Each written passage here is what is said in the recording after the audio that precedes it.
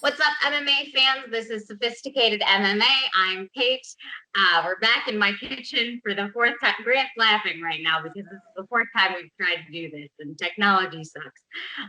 We've got Grant Dawson sitting down with me today. He's got a huge fight coming up on Fight Island, July 18th against Nad Narimani. So I wanted to sit down with him, let you guys get to know him a little bit, and Grant, hope we can share your story and maybe get a couple more eyeballs on your fight. I think that would be great. Absolutely. You know, you're getting better and better at that intro every time. I know, every time I do it. It's the fourth time.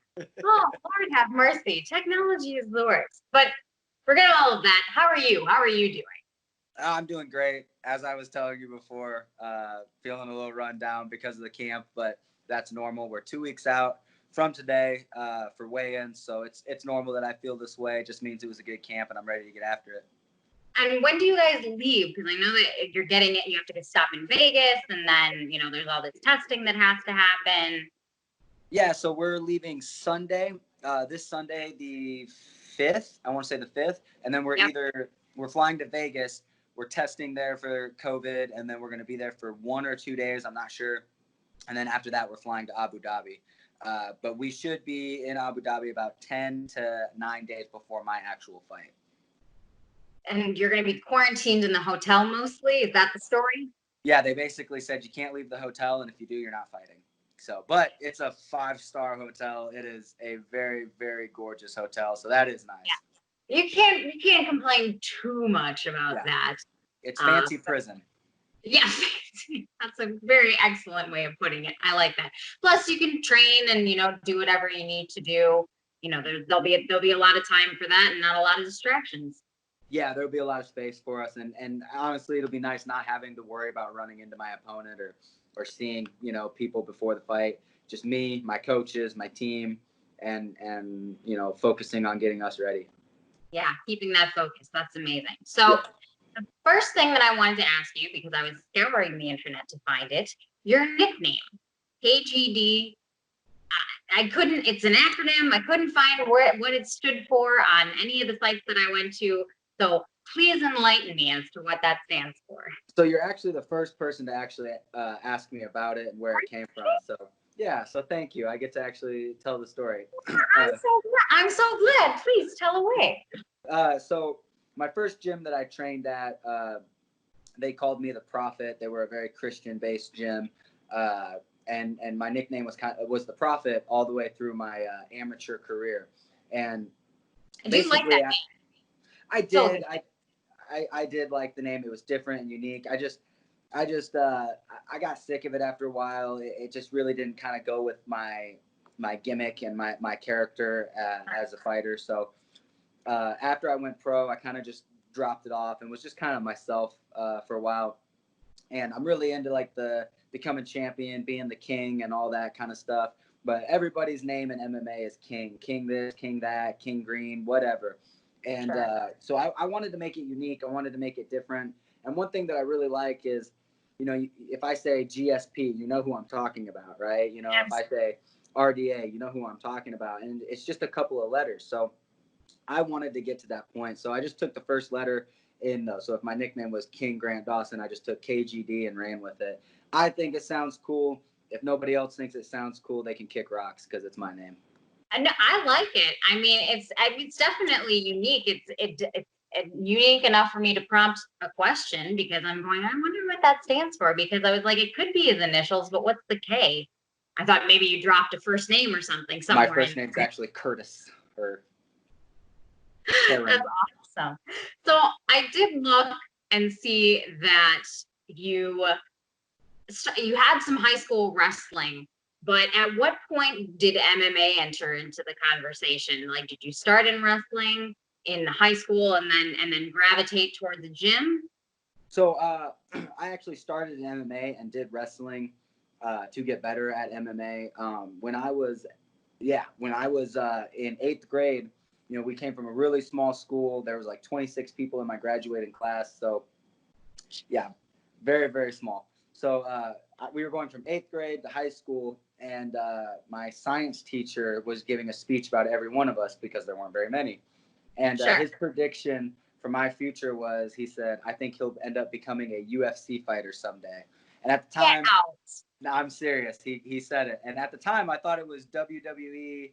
They were the same. I thought it was fake. And I was like, man, I'm never going to do any of that fake stuff. And I went to a buddy's house to kind of see what it was, what he was talking about, saw how real it was, fell in love with it. And I started doing backyard fights with my friends, you know? What? Yeah, 22-0. We had a duct tape belt and everything. So, we did those fights, and then my friends were kind of like, "Hey, we're getting beat up, and we don't want to do this anymore." So I went and found a real gym. Yeah, please take this somewhere else. So I went and found a real gym. Started training MMA, and around at 18, I had my first amateur fight, and I was a sophomore in high school.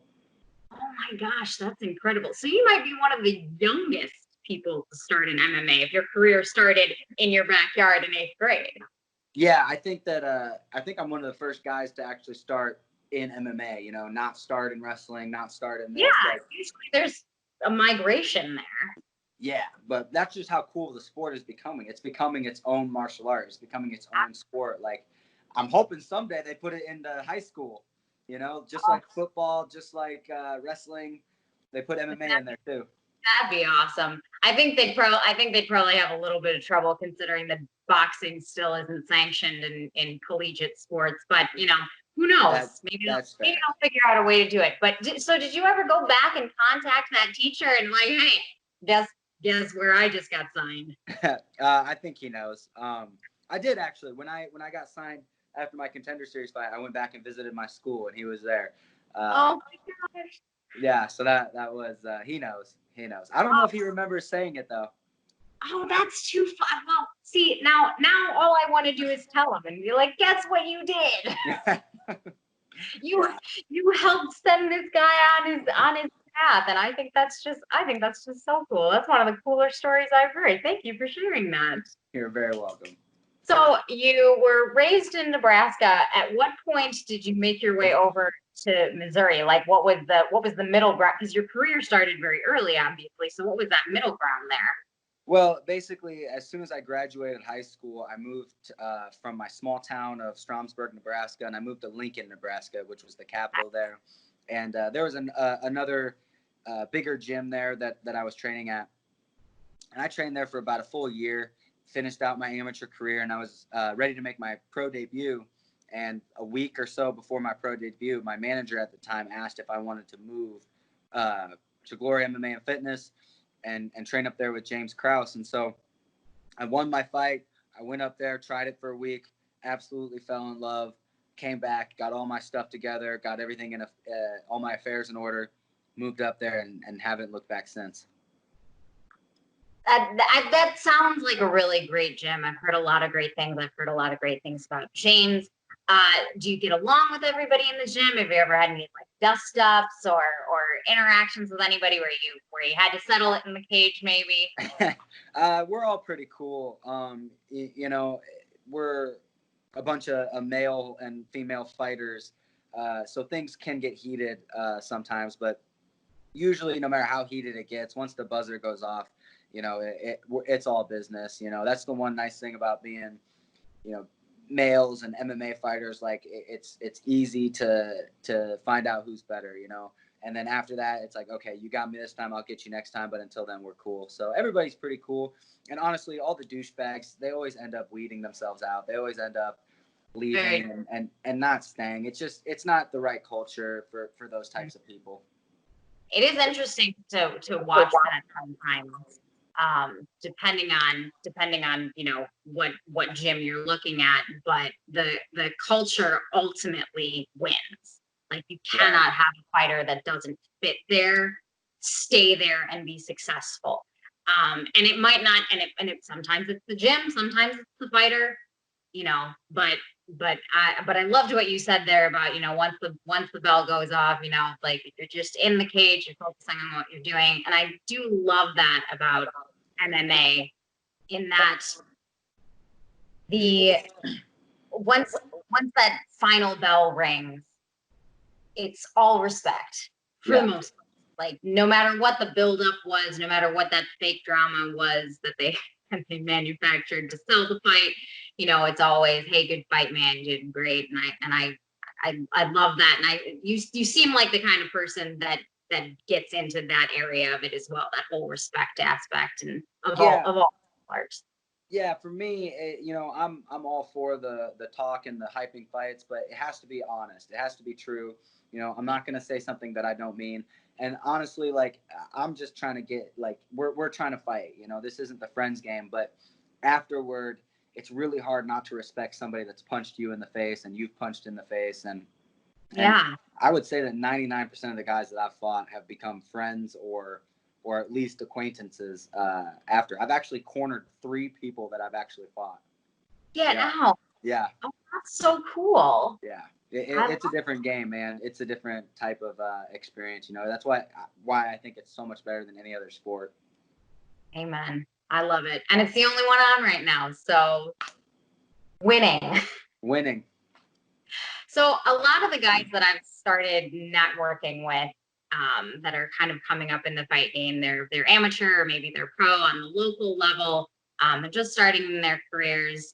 One of the things that I've been asking people is, what do you think is the most crucial characteristic that a person needs to possess in order to get to that highest level, to that UFC level? So what are your thoughts on that? Man, I would have. It's different for everybody. I don't think there's an X factor uh, that you have to be in the UFC, or it's different for everybody. The one that I would say is believing in yourself and working your tail off every single day. But you can go turn right around and throw that in my face, because there's guys who just rely on pure athleticism, strength, or situations to get them into the UFC or get them to that high level. So I think it's about finding what your little X factor is and going with it. And then also, my coach always tells me, or tells the class, like, your goals have to match up with your actions. If you say you want to be a UFC champion and you're training twice a week in your garage, you don't really want to be a UFC champion, because no UFC champion trains twice a week in their garage. They find gyms, they pay the money, they get the coaches, and they figure out how to become a world-class athlete. So for any young fighter that wants to be in the UFC, I'm telling you right now that, cheap training isn't good and good training isn't cheap. Spend the extra money. It will get returned to you someday if you work hard enough and find that gym that you fit in and that really pushes you to be the best. Well said. Couldn't have said it better myself. And I loved what you said about, some guys come in there and they're trying to run on raw talent. I think last week was an excellent example of that, where sometimes it works.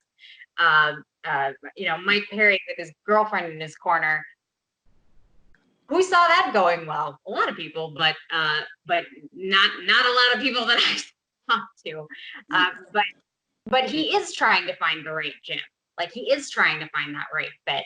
And so what you said about, really working your tail off and making sure that your actions are reflecting your goals, I think that's really important. Yeah, and to go on what you said with Mike Perry, just because you find a little bit of success doing one thing doesn't mean it's going to work every time.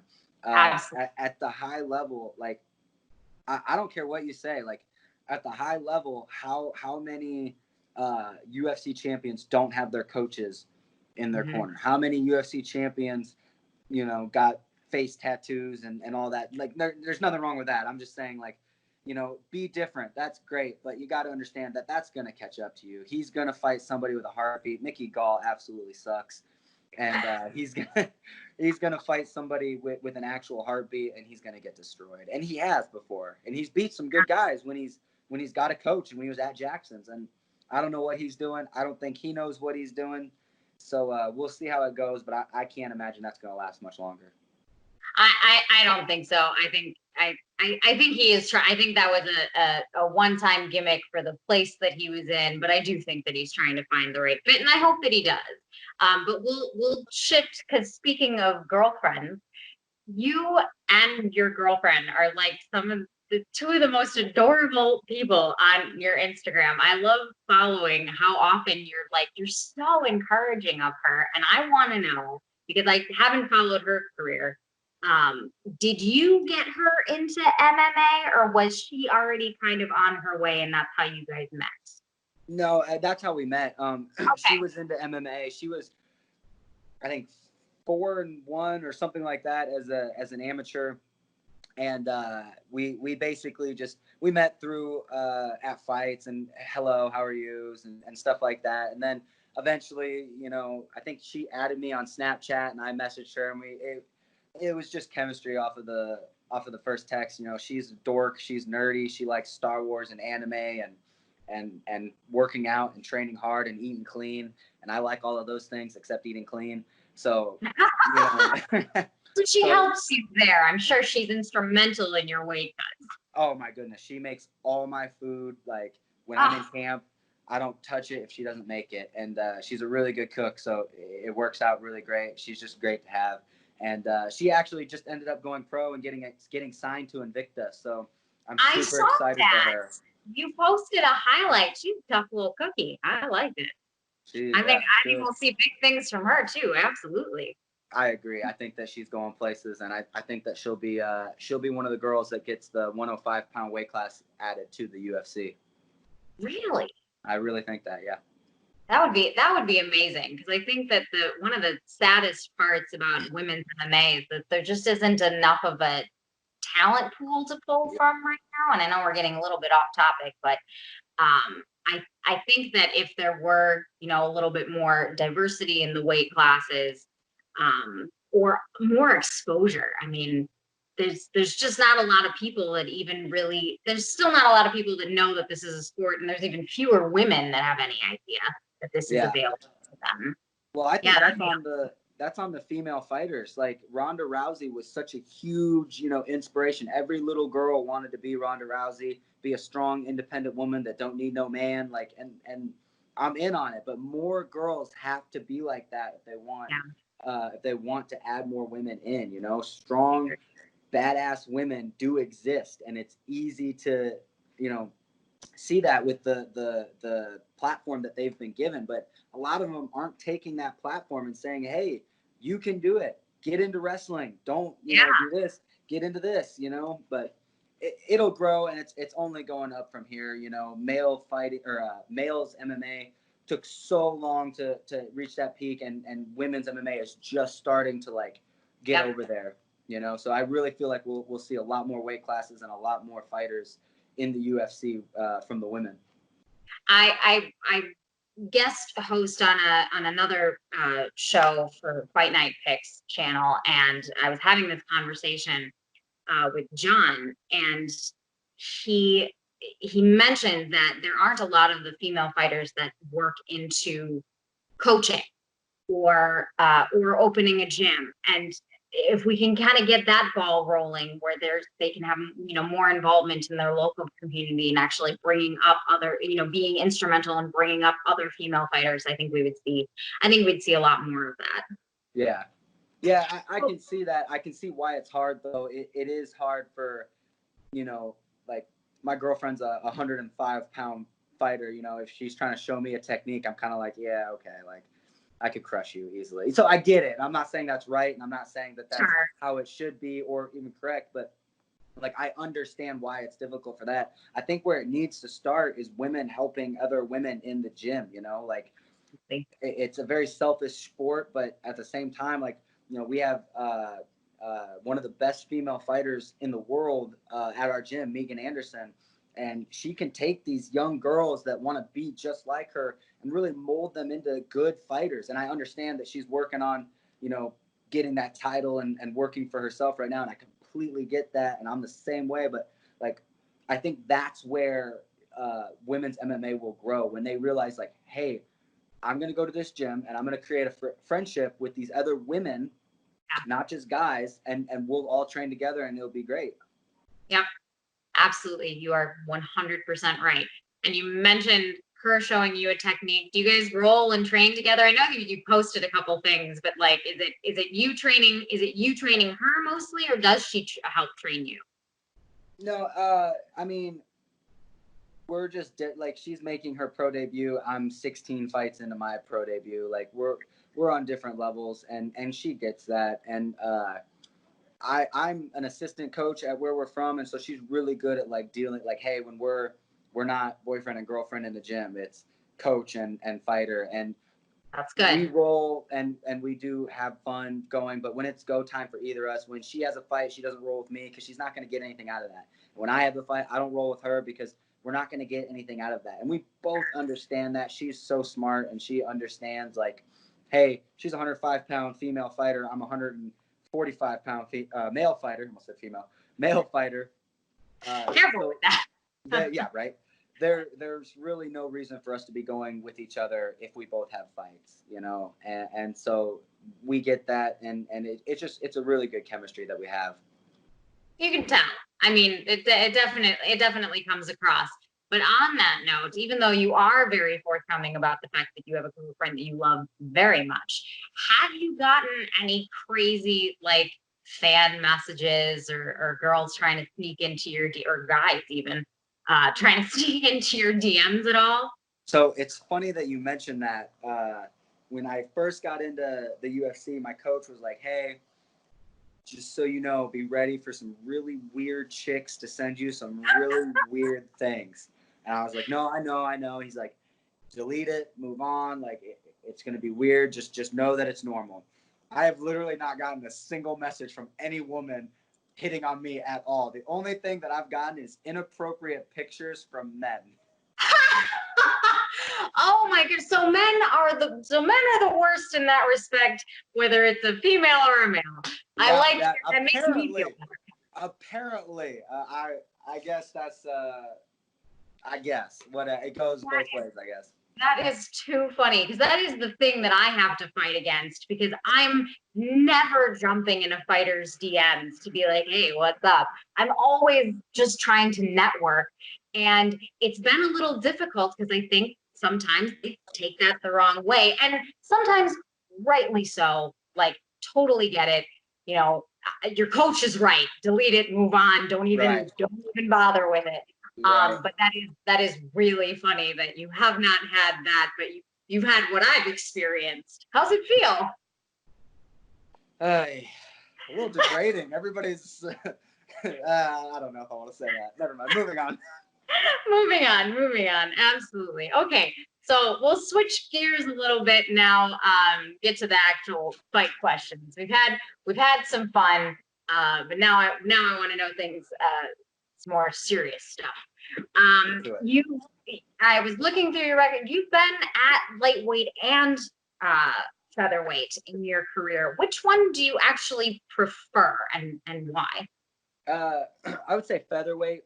I can compete at both weight classes. The issue is that the lightweight the lightweight pool is so big. It's so hard. One of my good friends, Drew Dober, got in the Love him.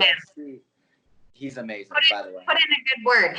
Absolutely love that kid. He's awesome.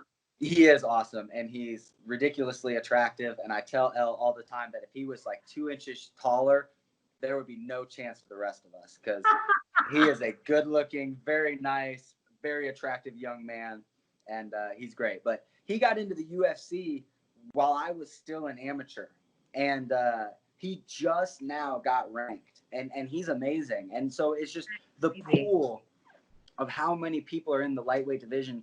You know, my goal is to win. My goal is to win a world title and nothing else. And I think that the easiest way to do that is to stay at featherweight. So that's what I'm doing. I'm going to fight at featherweight until my body cannot handle it anymore. And then we'll talk about going up. But I do think that I will be champion before that happens. Yeah, well, you've already been a real problem for those featherweights, and that's a really exciting division right now. It's really picking up steam, and I love it. It's probably one of my favorites. And your win against Derek Miner was insane. Wow. And like I said, I was watching it on my phone, so I couldn't hardly see it, but I saw what walk me through what you were thinking after that win, because that was after a big break for you. You hadn't been fighting for a while at that point, and you're back in the octagon, and like, you know, obviously a lot of pressure when a fighter comes back. How did you feel after that one? Well, you know, Derek and I are both from Nebraska, so I always thought that I was going to fight him.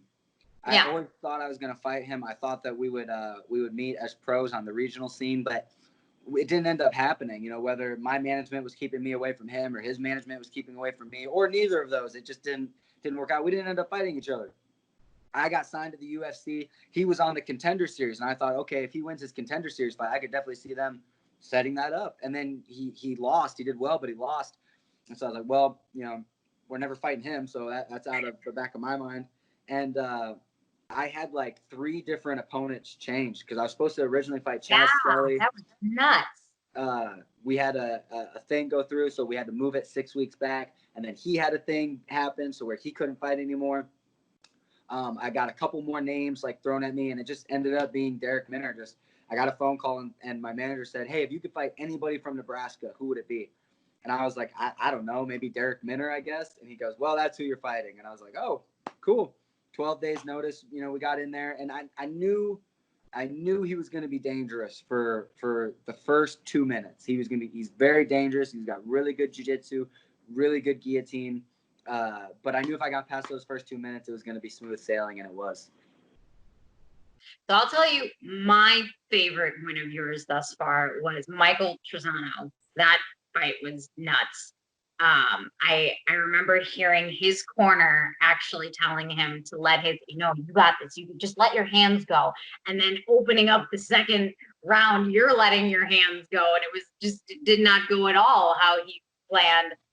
But what one has been your favorite so far? The Trezano fight was big for me. You know, he won the Ultimate Fighter.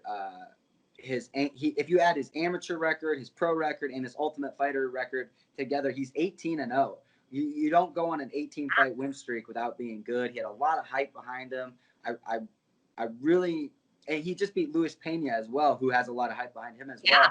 And so, you know, a win over him, I knew was going to catapult me to the top of the division. Maybe not numbers wise, but like just notice wise. Oh, wow, this guy's actually good. And then finishing him, not only being the first guy to beat him, but also the first guy to finish him was huge. And that was the highlight so far of my career, where it's like, hey, I can do this. I'm good at this. Like I'm not just here to have fun. I'm here to be a contender and to win that belt. And that really, really uplifted me. And I've just kind of been riding that momentum ever since. Have you ever had doubts? Because you've only got 1 loss in your whole career. Your amateur record was spotless, and then your pro, you only have one loss. Has there ever been a moment where you're like, man, I don't know if this is for me? Nah, man.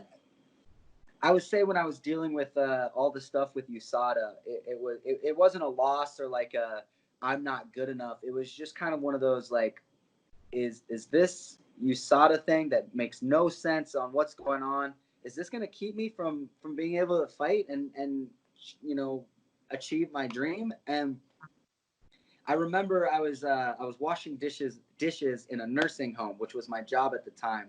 And I just remember thinking, like, we cannot be here. Like this cannot be my life. Like I am built to fight. I am built to compete in MMA. We're going to figure this out and make this happen one way or another. And we did. And we're here now. And I'm about to have my 4th fight in the UFC. I'm going to go 4-0, and I'm going to get ranked after this. Awesome. Love it. Love hearing that. So we talked about your, having a lot of wrestling experience. I think I read 40-8 was your record. Yeah, my senior year, I was 40-8. Yep. So I love when I watch you fight that you have not abandoned the wrestling, because what I hear a lot is a lot of wrestlers, they fall in love with striking and they want to stand, they want to trade, because that's the stuff that the fans really find exciting. And I love that you have not set that aside, and that's still a huge part of your game plan. What do you think about some of the fighters that kind of have gone in that direction? You said it best. Wrestlers sometimes fall in love with striking. I've fallen in love with winning. I like to win. And I know that if I get on top of somebody, my chances of winning go way through the roof. MMA there's no 100% in MMA. It's all percentages. If your defense is good, your percentages of not getting knocked out go way up. If this is good, it goes way up. If this, so if I'm on top of you, beating your face in, you've really got one way to beat me, which means I have a 99% higher chance of beating you, right? So it really doesn't make sense to me that like these guys, and the thing is too, it's like these guys get hurt or hit and they refuse to go back to their wrestling, or they've just forgotten. Like Johnny Hendricks was at one time known as the greatest high school wrestler of all time, and now he can't take somebody down to save his life, and he's in bare knuckle boxing and he's fighting for peanuts, and it's like I think that if he hadn't lost those roots, I think that he would have done better. And not to say he wasn't amazing, he was world champion, all that stuff, but he kind of went out, with all that loss. I feel like he lost a little more than just fights. No, but you make a good point, and that doesn't just translate to people's fighting styles. I think there's a lot of ways that fighters can lose themselves, not just changing up how they fight, but changing up the people that they are in front of the camera. Probably my least favorite fighter, despite the fact that he's an amazing athlete, is Henry Cejudo, because I'm like, who are you right now? Who have you become? And Yeah. so never abandon who you are. I think So, staying on your trajectory is a great plan. well, sometimes it's better. As long as it's genuine, I think that it's better. If you're changing Right. for you and you're changing to become a better you, that's great. If you're changing for somebody else, that's when things get hairy. Or if you're changing for publicity's sake or because you think it's a better gimmick, yeah, don't do any of that. So how are you preparing, or are you preparing differently for this upcoming fight against Narimani? Uh, Other than going up early, we usually don't go up 10 days early. Um, that's really about it. Everybody's worrying about, hey, you're going to be fighting at 3 a.m. in the morning there. Hey, you're going to be fighting in 114-degree weather. Hey, this, hey, that, hey, bring it on. I'm down to fight anytime, anywhere. If I was in Abu Dhabi visiting family and Nad, kicked down my door and said, hey, let's fight, I'm not going to be like, well, man, it's hot out, or hey, it's 3 a.m. Let's fight. We're fighting. Let's fight. Okay, I'm in. I think it's going to come down to who's tougher, and I don't think anybody in this division is tougher than I am. Now, are you going to have James in your corner for this fight? Always. Is he coming out with you? Always. Always. I don't need my girlfriend in my corner. I don't need somebody to hold ice on my back and not say anything. I need a coach and a leader, and that's what I found in James. What do you love most about having him as a coach? The list goes on and on and on and on, but the two biggest things is, I would say the three biggest things is I know he can see things that I can't see from the outside. His fight IQ is just through the roof. And I feel like that's something that most fighters are missing. They're really good here and they're really good here, but they don't have a whole lot of fight IQ. And James has the highest fight IQ I've ever worked with, I've ever seen. The second thing is, too, he's never going to ask me to do something that he hasn't done. He's not going to ask me to get back into the tub and cut these extra 2 pounds. And, he's cut 22 pounds in 3 days before. Not healthy, not a great idea, but he's done it. And so for him to ask me to do it, it's not just well, why don't you do it? It's I have, and I do. And the other thing, too, is just how calm he is. He takes emotion completely out of it. It's not, how does Grant do against this guy? It's, how does fighter A with his skill set do against fighter B with his skill set? And it's just such a great chemistry that we have together. I truly believe that he has my best interest in mind, and he wants me to get better. And I can't say that about every coach that I've worked with, and I can't say that about every coach that's out there.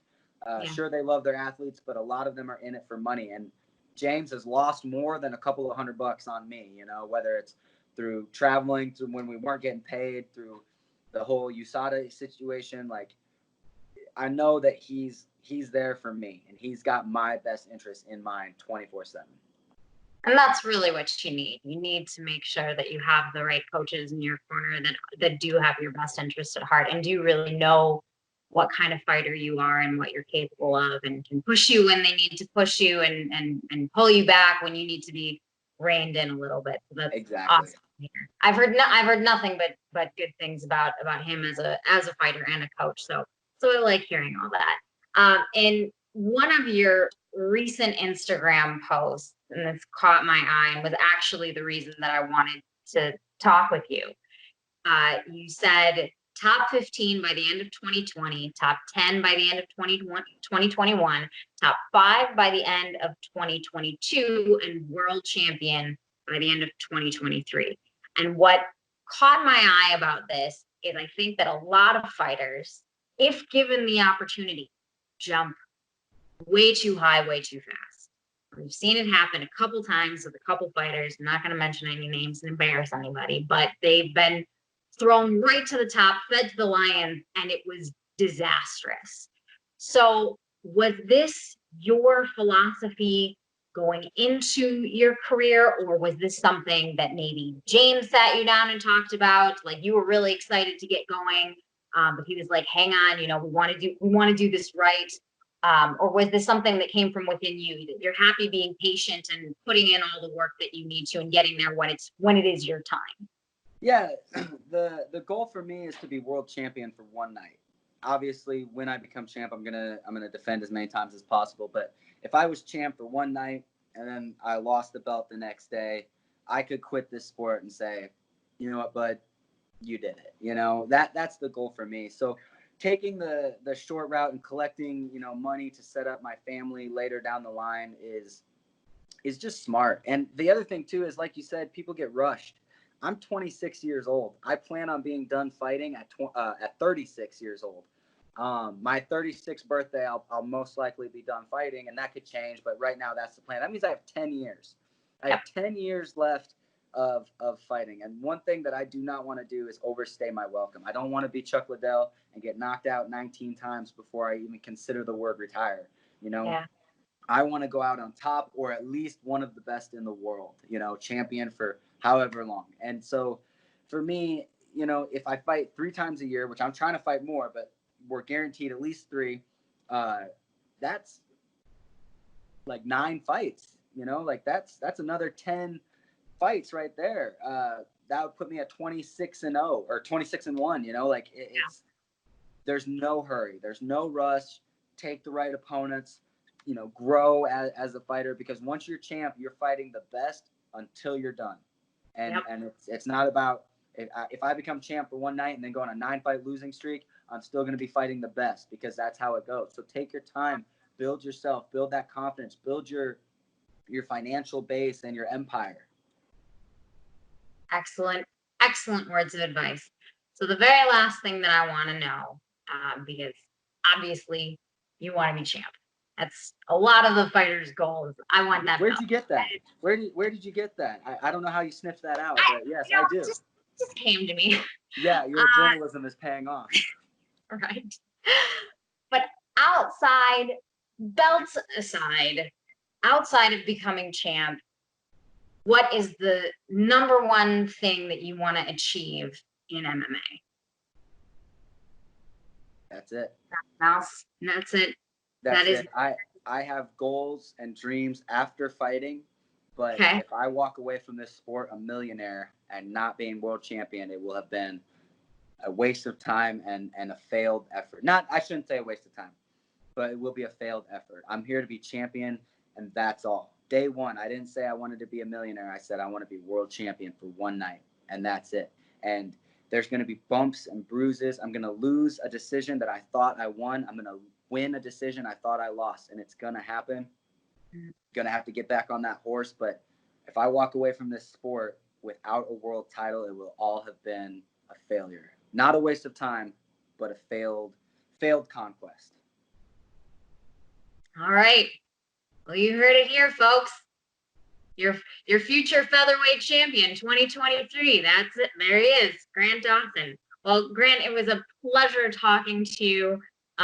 We got several more minutes in than we planned on, but it was an absolute pleasure. And thank you so much. Thank you so much for being here, and best of luck to you on the 18th. I will be cheering for you. Thank you so much. Great work. I really enjoyed being on the show, no matter how many times we had to refilm it. Let me know if you need me again. All right, awesome. Thanks so much. Thank you.